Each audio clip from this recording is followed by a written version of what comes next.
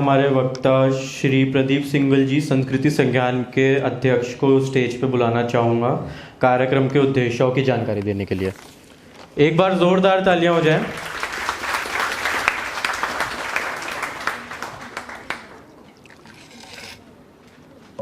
आदरणीय संतोष तनेजा जी अध्यक्ष, संकल्प फाउंडेशन के भी वो अध्यक्ष हैं और देशबंधु कॉलेज के भी चेयरमैन हैं। आदरणीय राजकुमार गोयल जी, अब ये उद्योगपति हैं और एक बहुत समाज सेवी हैं। रामचरितमानस में इनका बहुत ही प्रिय है रामचरितमानस इनको। हमारे प्रिंसिपल साहब, आदरणीय प्रिंसिपल साहब जी, अजय प्रताप जी, और इस सभागृह में बैठे हुए आदरणीय अतिथि और हमारे प्रिय छात्र और छात्राओं, संस्कृति संज्ञान संस्था की जो स्थापना हमने की वो हमने इस उद्देश्य से की कैसे हम भारतीय संस्कृति और संस्कारों को अपने युवाओं में और अन्य जो हमारे जन समुदाय है उसमें कैसे हम पुनर्स्थापित और पुष्ट करें। इसमें काफ़ी सारा विचार विमर्श करने के बाद ये निष्कर्ष निकला कि जो एक हमारे भारतीय संस्कृति की जो एक हमारा भारतीय संस्कृति के जो ग्रंथ है रामचरितमानस, श्री रामचरितमानस, उसके द्वारा यह संभव है। तो सर्वप्रथम हमने पुजारियों के साथ कार्य किया। क्योंकि देखिए, जो पुजारी है वो परिवार से बहुत जुड़ा होता है और अगर परिवार में कोई परेशानी होती है तो वो सबसे पहले पुजारी के पास ही जाते हैं कि भाई क्या करें हम लोग। तो हमने पुजारियों के द्वारा श्री रामचरितमानस को परिवारों में हमने उसका प्रचार, उसको प्रोत्साहित किया। परिवारों को भी कम से कम 5-10 मिनट के लिए रामचरितमानस अगर वो पढ़ेंगे तो उनके घर में सुख शांति समृद्धि आएगी। देखिए, हमारे साथ हमने करीब 50 से ज़्यादा कार्यक्रम किए हैं पुजारियों के। हमारे साथ करीब 17 से 18 हज़ार पुजारी जुड़े हुए हैं।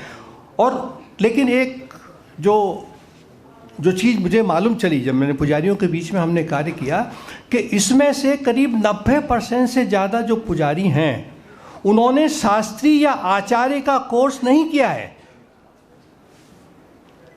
तो उससे क्या होता है कि एक तो मंत्र वो ढंग से नहीं पढ़ पाते हैं।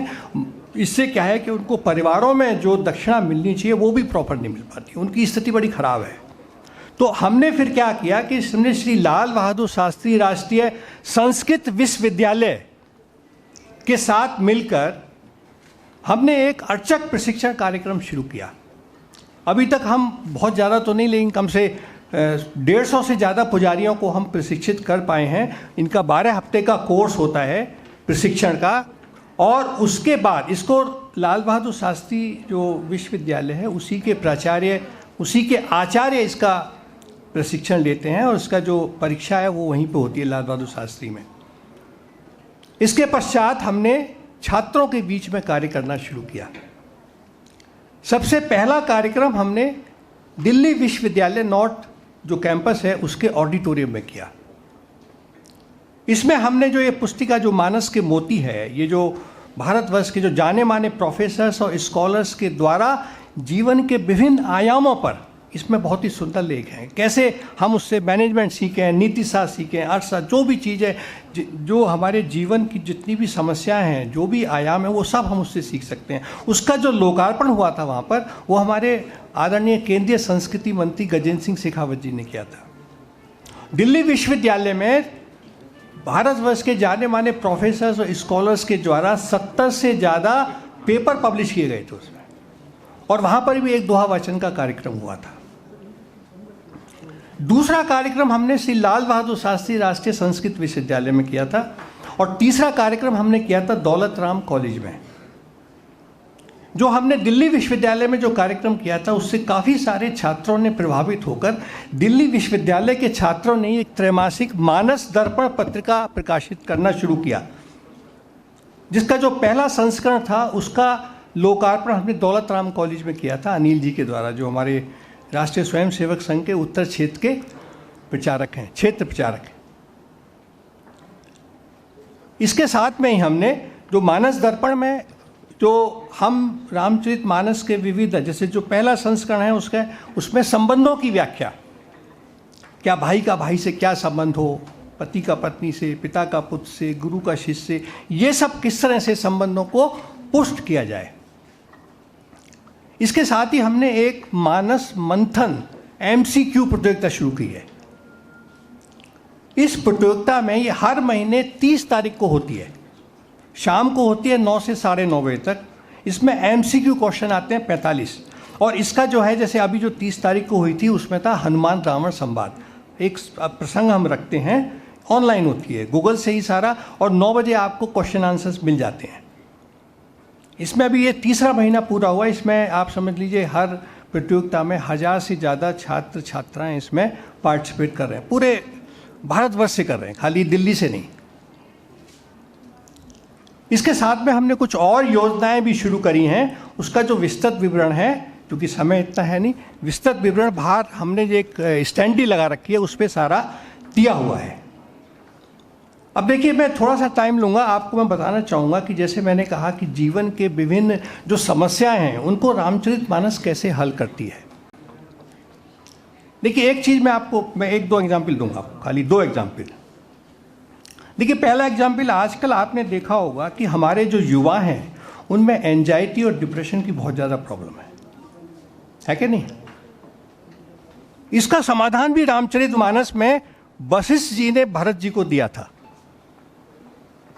जब भरत जी अयोध्या वापस आते हैं, उनको पता चलता है कि उनके पिता का तो देहांत हो गया है और उनके जो प्रिय भाई हैं वो 14 वर्ष वनवास के लिए चले गए हैं। तो बहुत एंजाइटी होती है, उनको डिप्रेशन होती है, परेशान हो जाते हैं। तब वशिष्ठ जी उनसे कहते हैं, देखिए ये आप ध्यान से सुनिएगा दोहा, ये बहुत ही प्रैक्टिकल दोहा है, जिसको काफ़ी सारे डॉक्टर्स आजकल जो जितने भी साइकेट्रिक जो काउंसलिंग होती है वो आप समझिए इसी दोहे के बेसिस पे होती है। वो दोहा क्या है, ध्यान से सुनिए। सुनौ भरत भावी प्रबल, बिलखि कहो मुनिनाथ, हानि लाभ जीवन मरण, जस अप जस विदियात। वो कहते हैं, वशिष्ठ जी कहते हैं कि भाई क्या होता है, भाई नॉर्मली हमें क्या होता है, क्यों हम डिप्रेशन में जाते हैं, वही हमें किसी तरह की हानि हो जाती है। और हानि किस तरह से होती है, या तो आर्थिक हमें हानि हो जाए, या हम हो सकता है कि किसी एग्ज़ाम में फेल हो जाए, या हो सकता है कि हम किसी इंटरव्यू में गए हों और इंटरव्यू में हम पास ना हो पाए। ठीक है, ऐसी यही तो हानि होती है। और क्या भाई, क्या होता है, हमारे किसी जो डियर नियर है उसकी डेथ हो जाए, या हमारा किसी वजह से नाम बदनाम हो जाए, इन्हीं वजह से एंजाइटी डिप्रेशन होती है। तो वशिष्ठ जी कहते हैं, भाई भरत जी, ये जो सारी चीज़ें ये तुम्हारे हाथ में नहीं है, ये सारा उस विधि के हाथ में है, इसलिए परेशान होने की कोई ज़रूरत नहीं है। तो हमारा ये कहना है, इवन जो साइकेट्रिस्ट आप नई काउंसलिंग में यही सब बताते हैं, उनका यह कहना है कि भाई जब भी आपके साथ ये जो दोहा है इसको याद कर लीजिए। आपके साथ कभी भी आपको एंजाइटी हो, डिप्रेशन हो, इस दोहे को मन में स्मरण कीजिए, इसको अर्थ हो, लेकिन इसके संदेश को बहुत ज़रूरी है। खाली दोहा पढ़ लिया तो नहीं फर्क, आप ये स्मरण करें कि वशिष्ठ जी ने भरत जी से क्या कहा, तो आपका एंजाइटी डिप्रेशन नहीं होगा आपको। और अगर आप ये नित्य एक दोहा इसको पढ़ते रहेंगे तो आपका जो सबकॉन्शियस माइंड है वो ट्रेन हो जाएगा, फिर आपको इन सब चीज़ों का कोई फर्क नहीं पड़ेगा। 2 मिनट बोल दूँ, ठीक है ना। तो इसलिए ये अच्छा, एक दूसरा मैं आपको और एक प्रैक्टिकल चीज़ बताने जा रहा हूँ। जो हमारे पुजारी जी हैं, उनका जो अर्चक प्रशिक्षण कार्यक्रम होता है, उसमें जो 20% उनका जो सिलेबस है वो रामचरितमानस के ऊपर है, कि भाई आप रामचरितमानस के कुछ दोहे और चौपाई परिवारों को बताओ। तो अब मैं आपको केवल एक एग्जाम्पल देता हूं, जो आजकल पुजारी जी काफ़ी कुछ हमारे परिवारों में कर रहे हैं, उसका बड़ा अच्छा परिणाम आ रहा है। जैसे पुजारी जी किसी परिवार में जाते हैं और वहाँ पे वो देखते हैं कि युवा हैं, बच्चे हैं वहाँ पर, तो वो एक चौपाई सुनाते हैं, आपने जरूर सुनी होगी। प्रात काल उठ खे रघुनाथा, मात पिता गुरु नावई माथा, आयुष मांग करे पुरकाजा। आगे क्या है कोई बताएगा? चरित देख हर्षित भाई राजा। अब देखिए, मैं इसका आपको वैज्ञानिक विश्लेषण करके बताता हूं, आप इसको गूगल पे भी चेक कर सकते हैं। देखिए, आप जब भी किसी भी आप अपने माता पिता का या वरिष्ठ लोगों का जब भी आप पैर छूते हैं तो आपके अंदर एक पॉजिटिव एनर्जी आती है। नंबर 2, जब भी आप पैर छूने के लिए झुकते हैं तो आपके अंदर विनम्रता आती है, और विनम्रता जिंदगी की सफलता का सबसे बड़ा रहस्य है। तीसरा देखिए महत्वपूर्ण क्या है कि जब आप कोई भी कार्य अपनी माता पिता या गुरु की सलाह से करेंगे तो कोई भी आप गलत काम नहीं कर पाएंगे, तो आपको फिर कोई हानि लाभ के बारे में नहीं सोचना पड़ेगा। ठीक है, इससे पुजारियों को देखिए क्या फ़ायदा हो रहा है कि वो जिस परिवार में जा रहे हैं वहाँ काफ़ी सारे परिवारों ने बच्चों ने माता पिता के पैर छूने शुरू कर दिए हैं, वो उनकी बात को मानना शुरू कर दिया। बहुत से बच्चों ने मोबाइल देखना बंद कर दिया इस चक्कर में। और इससे पुजारियों को क्या फ़ायदा हुआ है कि पुजारियों की दक्षिणा बढ़ गई है। जो परिवार पहले उसे 1100 रुपये देता था वो 3100 रुपये देता है। दूसरा, जो परिवार 2 साल में 1 बार कथा कराता था वो 1 साल में 3 बार करा रहा है। तो इससे क्या है कि पुजारियों की देखिए आर्थिक स्थिति भी अच्छी हो रही है। दूसरा, हमारे परिवारों में हमारे संस्कार और संस्कृति रामचरितमानस के द्वारा जा रहे हैं। तीसरा, एक मैं छोटी चीज़ आपको बताना चाहूँगा कि देखिए हम क्या कहते हैं कि रामचरितमानस, लोग मुझसे पूछते हैं कि किस तरह से पढ़ें हम रामचरितमानस। देखिए इसका भी एक बहुत अच्छा वैज्ञानिक तरीका है। हम सबसे कहते हैं कि भाई एक तो नंबर 1, रात को आप जल्दी सो जाओ। अब जल्दी सोने के क्या फ़ायदे होते हैं ये आप गूगल पे खुद चेक करो, इस पर बहुत ज़्यादा रिसर्च हो चुकी है। दूसरा, सुबह आप जल्दी उठ जाइए। सुबह आप जल्दी उठ जाइए। सुबह जल्दी उठने के क्या फ़ायदे हैं ये भी गूगल पे दे रखा है। तीसरा, आप 15 मिनट के लिए केवल प्राणायाम कीजिए। प्राणायाम करने के आपको क्या फ़ायदे हैं ये भी गूगल पे आप पढ़िए। चौथा क्या है, नहाने के बाद आप एक संकल्प लीजिए कि मुझे ज़िंदगी में क्या चाहिए। मैं वाइस चांसलर बनना चाहता हूँ, प्रिंसिपल बनना चाहता हूँ, IAS बनना चाहता हूँ, डॉक्टर बनना चाहता हूँ, क्या बनना चाहता हूँ। ठीक है, आप ये एक संकल्प कीजिए और उसके बाद केवल 5 या 10 मिनट के लिए आप 5 या 10 रामचरितमानस के दोहे या चौपाई पढ़िए। पढ़ने का जो तरीका है उसको किताब की तरह से पढ़िए।